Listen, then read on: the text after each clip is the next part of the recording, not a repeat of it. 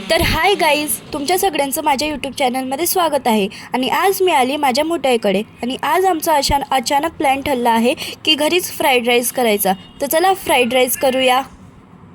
तर हे बघा, इकडे कुकरची शिट्टी होत आहे.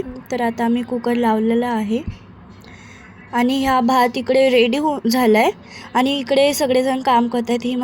ह्या माझा भाऊ चॉप करतो आहे हे सोयाबीन आणि इकडे माझी मम्मी कांद्याची पात चिरत आहे. तर हे बघा, इकडे आम्ही अद्रक, लसूण, कांदा, पत्तागोबी हे सगळं असं कापून घेतलेलं आहे आणि हा रेड चिली सॉस आहे. तर आणि हा राईस. तर गाईज, माझी मम्मी कांद्याची पात चिरत होती तर मी मम्मीकडून घेऊन घेतली आणि मी चिरायला लागली. आणि कांद्याची पात चिरता माझ्या डोळ्यातून एवढे अश्रू गळत होते ना. तर फायनली कांद्याची पात रेडी झाली. तर इकडे गाजर चॉप करायला घेतले आहे. फायनली गाजर चॉप झालेले आहे. इकडे कांदा पण चॉप झालेला आहे आणि फ्राईड राईससाठी जी पण सामग्री राहते ती सगळी चॉप झालेली आहे. तर ह्या फ्राईड राईस आम्ही नाही करणार आहे, माझी मोठ्याई करणार आहे. तर मोठ्याईने फर्स्ट कांदा, शिमला मिर्च, पत्ताकोबी, गाजर आणि थोडे सोयाबीन टाकलेले आहे. आम्ही सोयाबीन फ्राईड राईस करणार आहोत म्हणून इकडे सोयाबीन थोडी जास्त टाकलेले आहे आणि इकडे हलवायला स्टार्ट केलेलं आहे.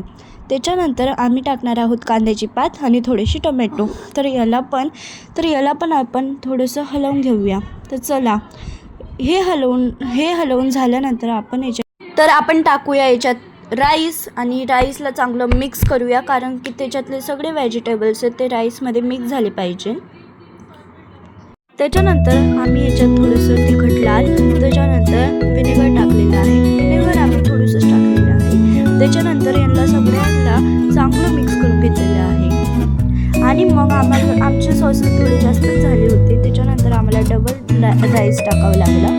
त्याच्यानंतर आम्ही राईसला पण चांगलं मिक्स करून घेतलेलं आहे.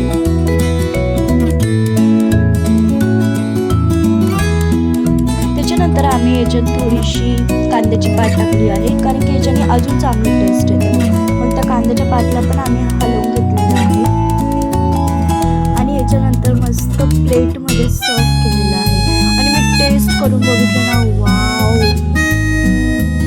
तर बाय गाईज, तुम्हाला हा व्हिडिओ आवडला असेल तर लाईक आणि सबस्क्राईब नक्की करा आणि ह्या फ्राईड राईस तुम्ही घरी जरूर ट्राय करा, खूप छान लागतो. Bye bye.